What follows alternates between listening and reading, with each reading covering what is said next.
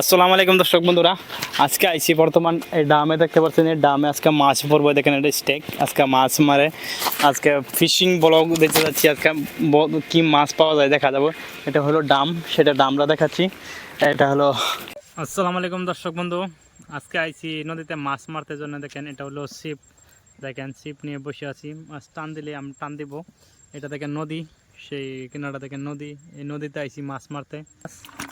বাইম, তারপরে শোল, কই, এইগুলা মাছ সেই নেবো।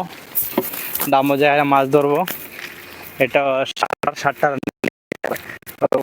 ওইদিকে যায় মাছ মারবো। দেখতে পাচ্ছেন এটা হচ্ছে গ্রাউন্ড। গ্রাউন্ড দৃশ্যটা দেখাবো। কি দৃশ্যটা দেখা যাক। এটা হচ্ছে পাহাড়ের নিচে, একটা পাহাড়ের নিচে থেকে আমরা মাছ ধরবো। এটা দেখেন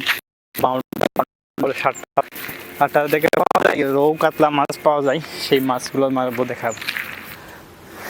আদা ও ইচ্ছা ইচ্ছা দেখেন এসে বললাম। এখানে দেখেন এই নদীটা, দেখেন দেখেন নদীটা, দৃশ্যটা দেখেন। এটা হলো ফুল নদী। সেই নদী দিয়ে দেখেন এটা হলো সাতটারে নিচে যাচ্ছি মাছ ধরতে। এই দেখেন আজকে বেলেগ কোনো ফিশিং ব্লগ দিচ্ছি না, বেলেগ ব্লগ কোনো দিচ্ছি হচ্ছে না।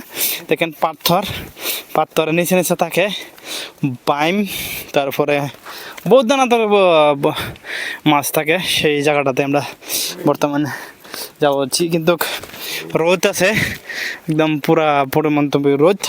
সেই রোদের মাঝে আমরা মাছ মারতে আছি। কিরকম পাগল মানুষ আমরা।